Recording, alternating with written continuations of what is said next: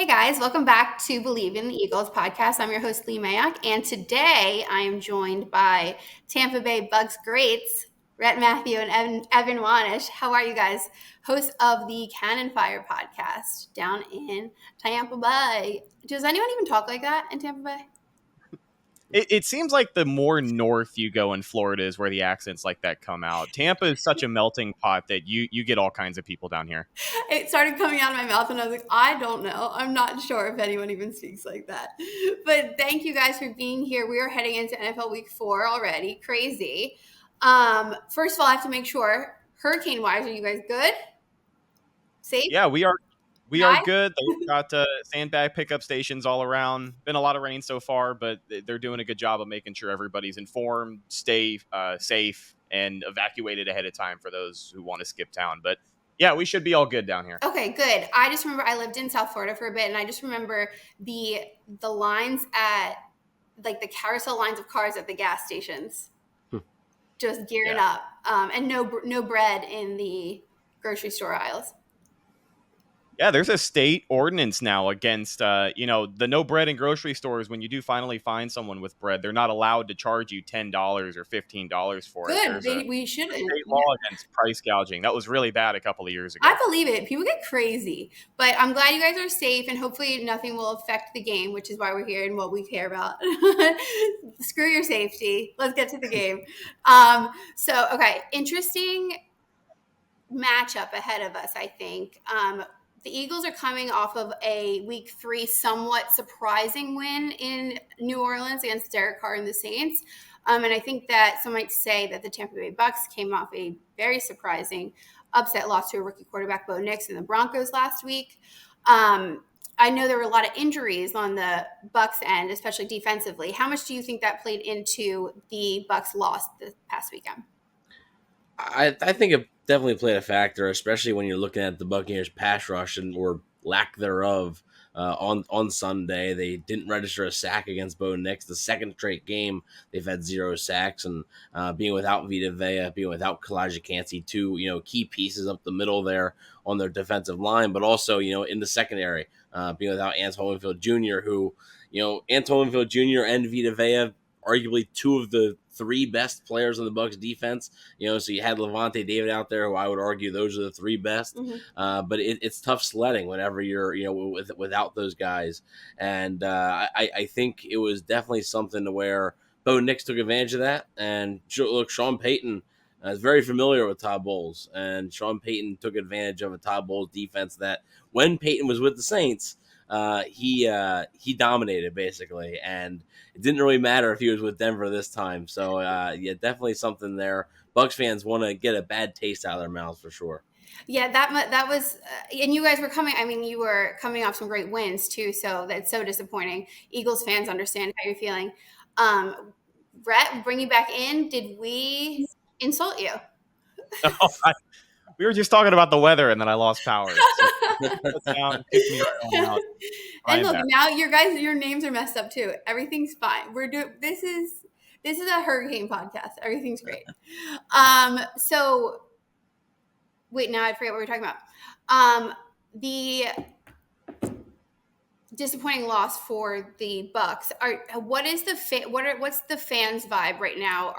Is this make it or break it? Are they having sheer support for the Bucs? Like, what's going on? Are they worried? What's up? I think a lot of the fan base is stuck somewhere between extreme overreaction and just coping with why the Bucs played the way that they did. A lot of people are incredibly frustrated with a game like that because week 1, you played well. You put up 35 plus points in a brand new offense. Baker was playing well. The offense was meshing. I know the run game wasn't exactly where they wanted it to be, but things were looking up. Week 2 against Detroit, this was maybe the toughest game in the early window of the Buccaneers schedule. A lot of people expected them to lose that game. They play great. They step up despite the injuries left and right. You're missing every guy in the interior on your defensive line, and they are able to play well, force a couple of turnovers, and play bend but don't break defense on the road against a really good Lions offense. So it looked like they had turned a corner. A lot of people were very excited about where this team could go. You get revenge off of the team that ended your season last year in the postseason, and a team that a lot of people still regard as one of the better teams in the NFC. And the Bucs look great. They played great against them on a roll.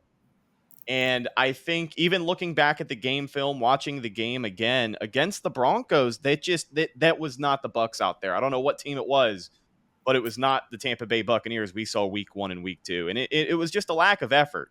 You know, they got out coached, they got outmanned, out schemed, whatever you want to call it.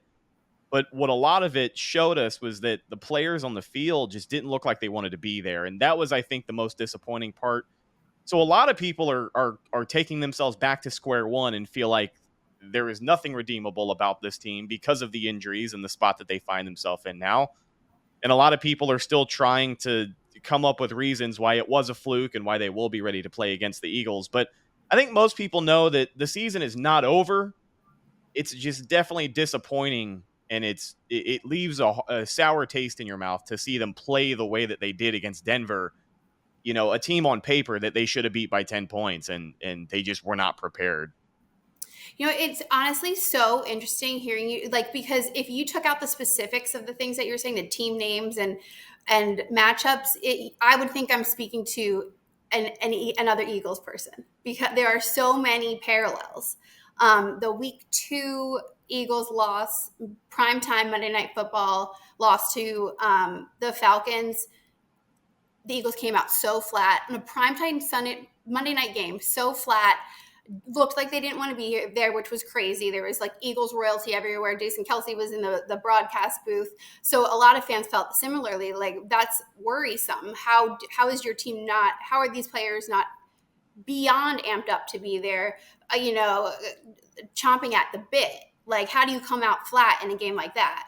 And it's only week 2, and like you were saying, week 3. So very similar situations there. And my dad always says you can't lose 2 bad games in a row in the NFL, because that's when things start to crumble. Mm-hmm. The fan base crumbles, but also internally things crumble. So I think the Eagles were there for last week, and it was very worrisome for them going into New Orleans, because who knows what would happen if they had lost that game. And I feel that's what you guys are going into this weekend. But like you said, on the flip, it could have just been one of those games, and you guys come out looking like pros. But also, you mentioned the run game. So that looks really interesting to me, because you have a very interesting 1-2 punch with your running backs, Rashid White and rookie Bucky Irving. Are people excited about that? How were they used last game? I didn't see the whole game. And what are people talking about? I mean, I'll tell you right now, there's more excitement around Bucky Irving. Rashad White has been the starter for the last couple of years. It seems, and maybe this is warranted, maybe it's not, it seems like fans are starting to maybe sour on him a little bit. The production hasn't been there to start the season, and now you got this rookie running back, this brand new, flashy guy coming out, and he's played well. Bucky Irving has played well, and his burst, his acceleration, his decision-making, it's all much quicker than a guy like Rashad White, and I think that's where a lot of people are seeing the biggest difference. And I think Denver, it was really the one game where he stood out even more than Rashad White in a big way. Had a nice 32-yard run. I believe had 9 carries for like 70 yards. So it really helped with that 32-yard run, but just looked like a better runner than Rashad White, and gave the offense a boost. So that's been a big topic of conversation, especially this past week in the Buccaneers world. And Todd Bowles even said on Monday that Bucky Irving has earned more snaps. Didn't necessarily say that Bucky Irving will be, the starter. Right. But I think going forward, you should expect, Bucky Irving to play a little bit more. I think he played 18 snaps on Sunday compared to Rashad White's around 40. So okay. I would expect maybe that be more of a 50-50 split moving forward. So on Sunday, I would expect if you're an Eagles fan or you're somebody who's preparing to watch this game, I would expect to see a good bit of Bucky Irving. And honestly, the run game. I'm sorry. I was just going to kind of pile onto what Evan had said there. The run game, the Bucs have been trying so hard to make this thing work. And I think this week against Philly may just be the week that something finally ticks, because going into this one, not. You would like to hope not, but the Eagles have one of the No, worst. fair enough. You're right. Yeah, go for it. Yeah. They have one of the worst run defenses in the NFL. I think it's third or fourth most yards per run in the NFL at 5.2 yards an attempt. So I think if Bucs fans are wanting Bucky Irving to kind of take this job and run with it, this week may be the week. I have to say though, last weekend the Eagles' run D looked better than it had since early last year. So for us, that's something to lean our hat on a little bit. But it'll be obviously a challenge with that versus the back situation that you guys have going on. Do you see Irving being used in the pass game at all? Do you think that's something that will? So I do think, so Bucky, he got a few catches or whatever. They really they still like Rashad White, especially in pass protection. Okay, that was my question. In the passing game, basically, and White has actually been this season. I said he's struggled running the football. He's actually been pretty decent at that, right? Okay. At the receiving aspects of things, especially against Washington in Week 1. I think he had 75 yards alone, just catching the ball. So I think Irving can do it, but I think in those situations, I think you'd want to rely on the veteran a little bit more. Well, and that's great to have both options. Mm-hmm. So that makes sense. I hate to bring it up, but the last time these two teams met, the Bucs blitzed the hell out of the Eagles, and the Eagles had no answers for it. I think that is something that Eagles fans are very worried about, and I know that the Eagles coaching staff is trying to prepare for. How do you think that that's another game plan on the Bucs end? Do you have the players for that again? Yes. It's an interesting case because we kind of talked about it earlier, the injury list being a mile long for Tampa Bay. But I also feel like I say this every week on our show. Todd Bowles is a coach, and he's a defensive mind who will live and die by the blitz. And every single time we cover what the Buccaneers' defensive game plan is going to be, we talk about the blitz and who's going to be bringing pressure. Now, a lot of your star players that he can get creative with, guys like Antoine Winfield Jr. loves to send a safety on the blitz, right? Antoine Winfield Jr. is very, very good at getting to the quarterback or just disrupting the play in general. They have been without him these last couple of weeks. More than likely going to be without Vita Vea yet again, if I had to guess. So the pressure this week is going to have to come from somewhere. I expect him to get more creative with the blitz. As you said before, Philly didn't have much of an answer for it the last time these two teams played. They do not have Jason Kelce anymore at that center position. So it'll be interesting. I think Jalen Hurts has played against this Buccaneers defensive line enough by now to kind of pick up on some of those exotic defensive fronts Todd Bowles is going to be throwing at him. But it's going to be interesting because the Bucs are missing a lot of depth. And one of the things that they have not done well at all this season is get after the quarterback. I mean, they can pressure every now and again. They got some guys who can do that throughout the game.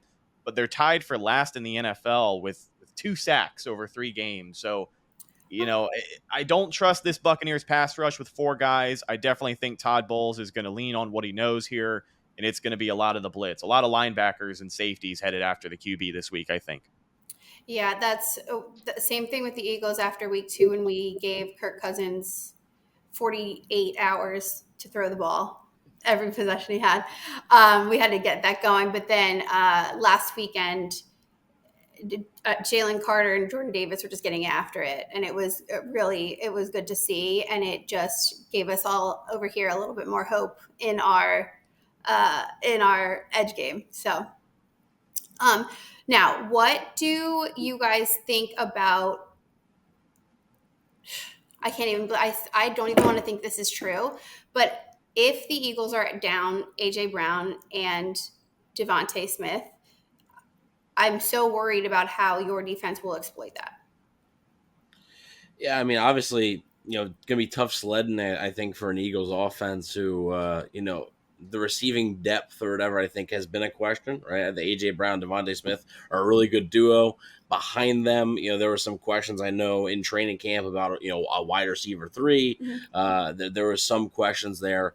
I just think, the Eagles would have to rely on Saquon Barkley. I think both in the run and pass game, right? Not just in the running game. The Buccaneers, Their secondary, yeah, I would expect them to be without Antoine Winfield Jr. again this week, so that will help the Eagles. Mhm. But Jordan Whitehead has played well as the other starting safety. A guy like Christian Izien has stepped in from time to time there at safety, and then they have Zion McCollum at corner, who they're really taking a chance on. Okay. And actually, his brother Tristan plays for the Eagals. So, Oh wait, no way! I didn't know that. yeah, they are So brothers, I brotherly believe. love. Oh, that'll be Yeah. great. And McCollum has played pretty well Yeah. to start the season, and the Bucs are hoping for another good performance out of him. Jamel Dean is the cornerback one. Basically, he's going to need to have a bounce back game. Did not have a good game last week against Denver, so I think there are ways that the Buccaneers could take advantage of that. It's really going to come down to, though, if the Bucs can stop the run. The Bucs run defense has been decent, hasn't been as good as it was back in 2020, 2021. Having potentially Vita Vea back, I think would help that.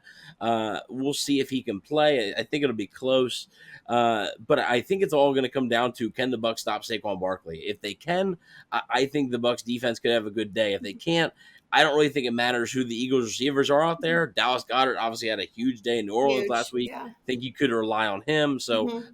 if the running game's working, you can get the play action going, and I think it could create a lot of trouble for the Bucs defense. But I think it all depends on stopping Saquon Barkley in this game. Yeah, that seems to be the case. I mean, I have so much fun watching Saquon Barkley. When you see all the different angles, the camera angles of him, of the protect getting blocked, seeing the whole and then just taking these bouncy steps with so much speed, basically into the end zone. I'm like, this is a freak, an absolute freak, and I'm so glad that he's on my team. But yeah, like you said, I mean, being with AJ Brown and Devontae Smith both were on the injury report yesterday. They did not participate.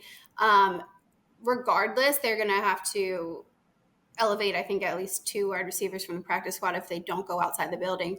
The good thing is with Howie Roseman, how he creates the depth on his team. He actually picks he has a lot of veterans sitting around, and just for cases like this. So we have a Paris Campbell and a John Ross, who are veteran guys that I would assume they would be. There's 5 wide receivers on the practice squad right now, but I think those 2 would be the ones elevated.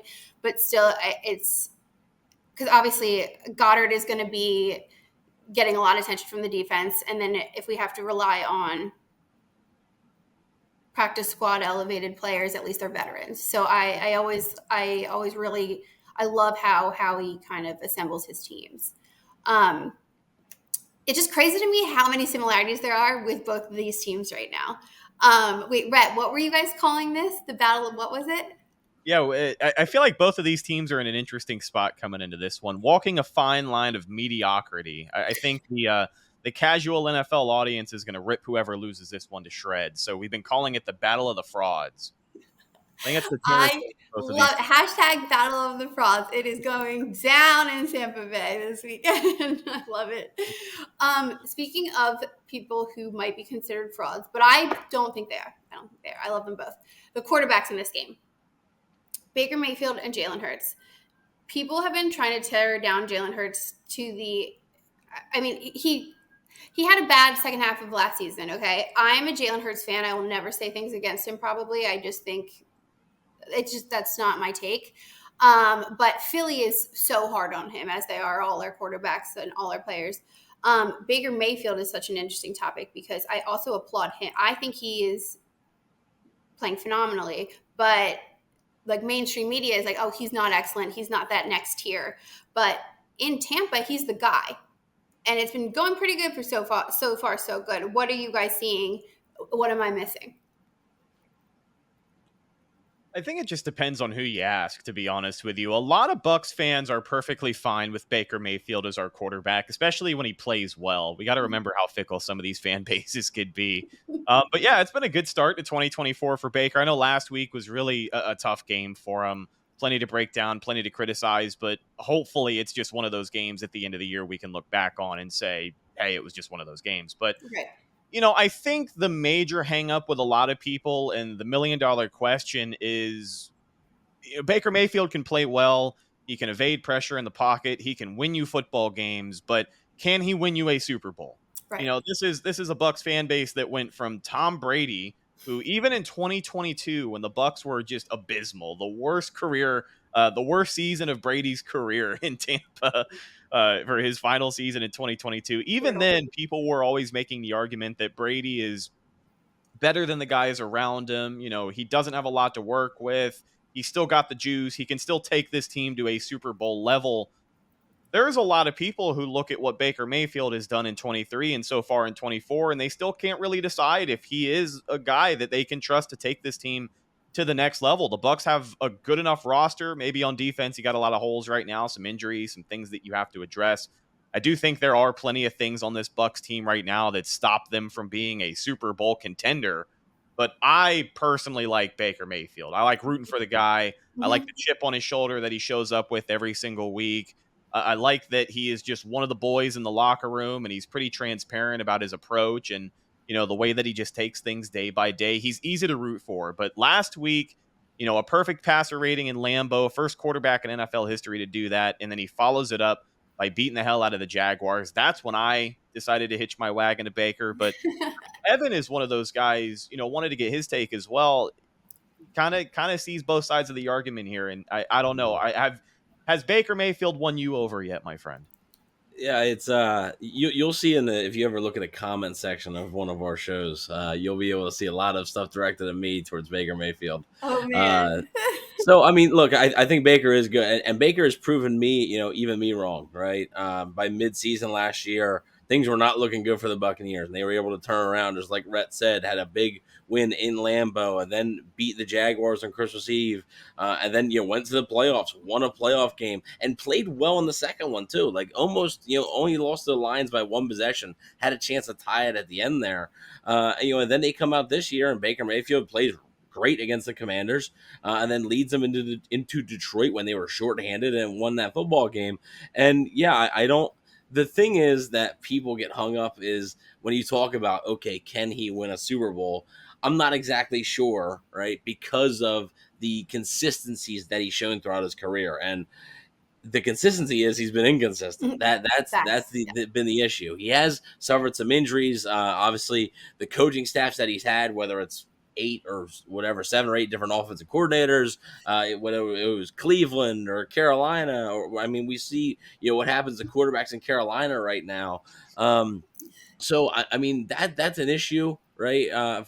For me, but I do think Mayfield's played well, and right now he's earning the extension that the Bucs gave him, and I think he was the best option last year for them to sort of move on from the Tom Brady era, and he played well enough to earn that extension. He's played well enough, and I think for the rest of the year, like just because of last week, which I don't think he played well at all. Like the Bucs had 7 sacks, I think Mayfield was actually, you know, sort of responsible for a few of those. I think he was holding the ball too long. I think he was scrambling when he didn't need to.